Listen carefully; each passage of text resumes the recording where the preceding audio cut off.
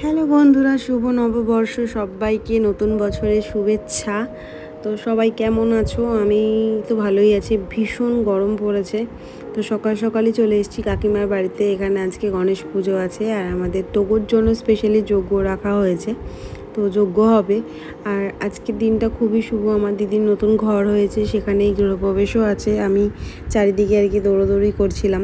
মানে কালকে রাত্রিবেলা দিদির বাড়িতে একটু টুকটাক দেখা করে এসে সকালবেলা ঘুম থেকে উঠে ঘরের সব কিছু কাজ সেরে আমি মিষ্টির দোকান থেকে মিষ্টি নিয়ে আমার দিদির বাড়িতে পুজোর জন্য দিয়ে আমি কাকিমার বাড়ির জন্য মিষ্টি এনেছিলাম এখানে পুজো হবে বলে। তারপর আর কি বাইরে এত গরম তাপ, মানে মানুষ টিকতে পারছে না এমন অবস্থা। তো যাই হোক, এখানে আমরা সবাই উপোস করেছিলাম, তো অঞ্জলি দিলাম। এরপরে যজ্ঞ শুরু হয়েছে। আর এই যে টোকোকে নিয়ে এসেছি, কারণ ওর জন্য যজ্ঞটা হবে আজকে। আর ওকে ওই ঘরেই রাখা হয়েছিল, কিন্তু যজ্ঞর সময় কিচ্ছু করার নেই, যেহেতু ওর জন্য যজ্ঞ রাখা হয়েছে সবাই এখানে।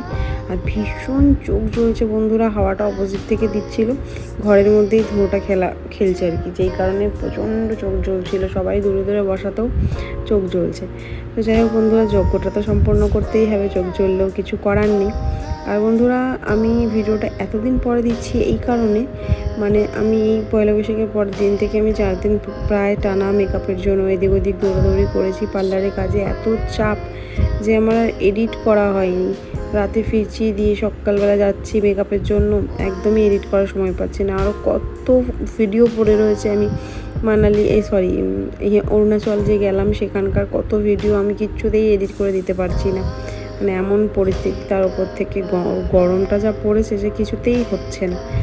যাই হোক বন্ধুরা, এই যজ্ঞ চলছে আর বাইরে রান্না হচ্ছে। এখানে সবাই আসবে, দুপুরবেলা সবাই খাওয়া দাওয়া করবে।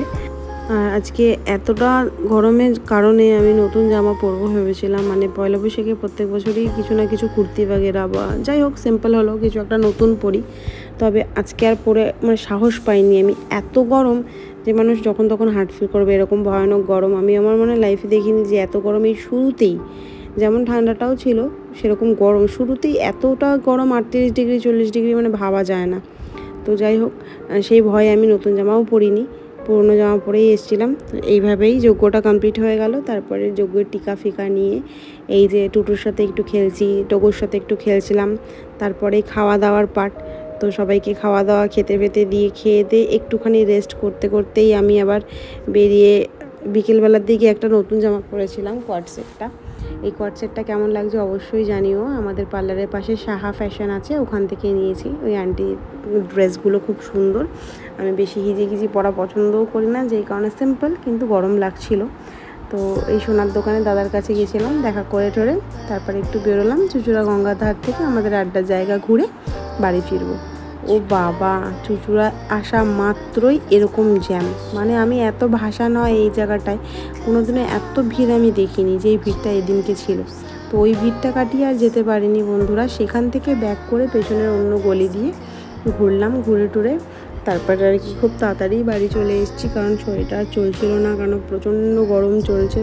তারপরেই আমার পরের দিন থেকেই আমার আবার মেকআপ আছে, আমাকে সেই জন্য প্রিপারেশান নিতে হবে, মানে মাইন্ডটা সেট আপ করতে হবে কি এই সাজাবো ওই সাজাবো। যাই হোক, এই ভেবে আমি তাড়াতাড়ি ফিরলাম বাড়ি। আর হ্যাঁ বন্ধুরা, আমাদের এখানে দেখো এই যে পয়লা বৈশাখে তো এত সুন্দর লাইটিং হয়, এত সুন্দর পুজো হয়, মানে মনে হচ্ছে কার্তিক পুজো জগদ্ধাত্রী পুজো এরকম। তো এখানে হয়েছে গণেশ পুজো, আর একটা পুজো হয়েছে যেটা আমি বলতে পারবো না এই মা কী মা, আমি ঠিকভাবে গড় করিনি যেহেতু ভিডিও বানাচ্ছিলাম। তো লাইটিংগুলো প্রচণ্ডই সুন্দর লাগছিল। আর হ্যাঁ বন্ধুরা, আমি এই ভিডিওটা এত লেট হচ্ছে মানে দেবো যে এত লেটে যে তোমরা হাসবে হয়তো, কিন্তু কিচ্ছু করার নেই বন্ধুরা। আমার এই মেকআপ টেকআপ চলছে বলে আমি একদম এডিট করতে পারছি না, মানে পুরোটাই সময় পাচ্ছি না, এত বিজি চলছে। শিডিউলটা 4-5টা মেকআপ রয়েছে। তারপরে আর কি ওখান থেকে ঘুরে এসে মাসির বাড়িতে এসেছি। দিদির তো গৃহপ্রবেশ ছিল, তবে আসতে পারিনি। তো পরে রাত্রিবেলা এসেছি, দেখা করে দিদির ঘরটা একটু দেখে টেকে খাওয়া দাওয়া করে বাড়ি ফিরছি। তো চলো বন্ধুরা, টাটা।